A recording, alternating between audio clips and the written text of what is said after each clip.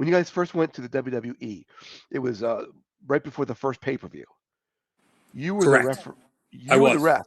Yep. Talk to me about that. I got a call. I was actually on vacation from my day job, and I got a call from Todd. And going back to what I said earlier about Todd always taking care of me, got a call from Todd on Friday or Saturday, saying, "Hey, we're going to be on Raw Monday." I said, "Who's going to be on Raw Monday?" And he says they're bringing some guys in. They're helping us promote the pay-per-view. They're allowing us to use our ref, and I want you to be there. And I said, "Yeah, absolutely, would love it." And so we went there. We went there that night, and it was kind of weird back then. Being maybe because it was our first time there. We got put into a room. I don't know if we could go back any further in that Manhattan Center, back in the corner in this dark room, no bigger than my kitchen, and we were all in there. And we didn't come out until it was supposed to be our time for a match to go in the ring, and that was kind of weird. They were. I thought, I guess maybe old school feelings with guys that are there. Hey, what are these people doing here?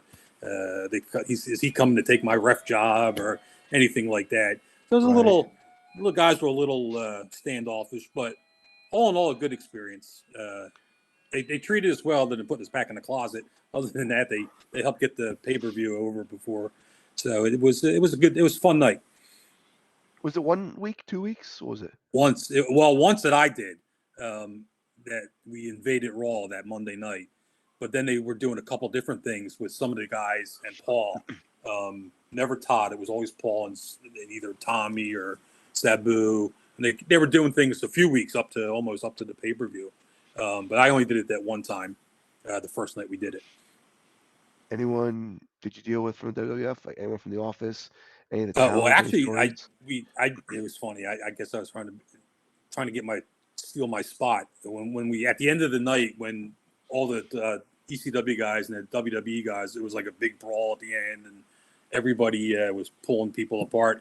I went right to Vince, grabbed him by the jacket and just held on to him, holding him back because I knew they were going to do something. If you're going to be on camera, you're going to be on camera with Vince, right? And so there I was, and I hung around him wherever in that whole schmoz, and not long.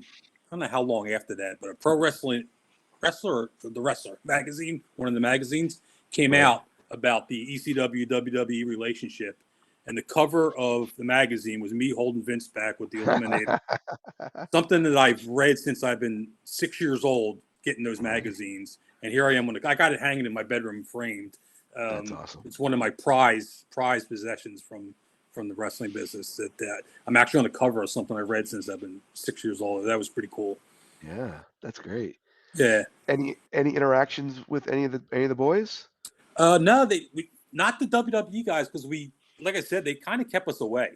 If any of the guys were in Gorilla, actually we met that was the first night the Road Warriors came in as well. So we actually met them when we were there. That was probably the biggest guys I had interaction with. Everybody else was kind of like on their opposite sides of the building until we got in Gorilla, and they just if they happened to be there, because our matches it was like a ECW match, and they did a WWE segment.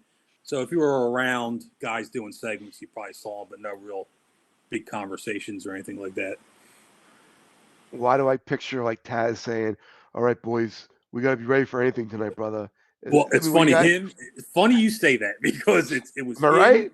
Because he had the conspiracy theory thing that they were going to fuck us if we were there. Something was going to go down to make us look bad. And actually Raven thought that too as well. He said, just make sure you go in there, work hard, do what you got to do, and everything will be fine. But Taz was like that night. He always was looking over his shoulder for as long as I've known him.